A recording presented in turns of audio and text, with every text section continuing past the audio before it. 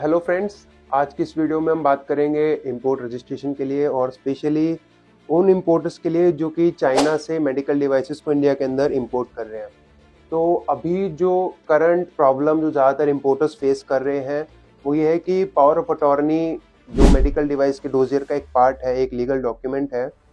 वो चाइना के अंदर ऑथेंटिकेट नहीं हो पा रही है, वो वहाँ पर अपोस्टाइल नहीं हो पा रही है। ये एक मेजर कंसर्न है। Due to some reasons China में जो इंडियन एम्बेसी है वहाँ पर जो डॉक्यूमेंटेशन है वो अपोस्टाइल या टेस्ट नहीं हो रहे हैं और इंडिया के अंदर पावर ऑफ अटॉर्नी का जो एक्सेप्ट होने का क्राइटेरिया है वो यही है कि वो डॉक्यूमेंट चाइना के अंदर पहले ऑथेंटिकेट होना चाहिए, चाइना के अंदर इंडियन एम्बेसी से ऑथेंटिकेट होना चाहिए। तो हमारे पास काफ़ी सारे ये इशू आ चुके हैं क्योंकि मेजॉरिटी ऑफ द केसेस जो है वो चाइना से ही इंपोर्ट के हमें ज़्यादातर मिलते हैं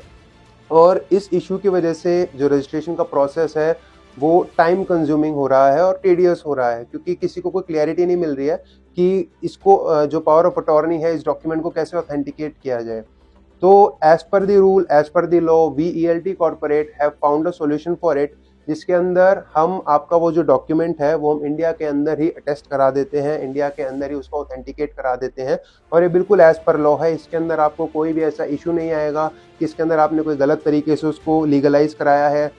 या फिर आपके ऊपर कोई क्वेश्चन उठेगा कि आपने कैसे कराया है। तो एज पर द रूल, आप चाहे तो आप रूल चेक कर सकते हैं, उसके अंदर लिखा हुआ है कि या तो जो पावर ऑफ अटॉर्नी है वो कंट्री ऑफ ओरिजिन से अपोस्टाइल होना चाहिए या फिर वो इंडिया के अंदर भी जो फर्स्ट क्लास मजिस्ट्रेट हैं उनके द्वारा भी वो ऑथराइज किया जा सकता है, उनके द्वारा भी वो ऑथेंटिकेट किया जा सकता है। तो अगर आप भी इस प्रॉब्लम से परेशान हैं और आपका रजिस्ट्रेशन डिले हो रहा है then you can contact us, हम आपकी पूरी हेल्प करेंगे। We will be here to expedite, we will be here to guide you for your smooth and hassle free registration process. Thank you.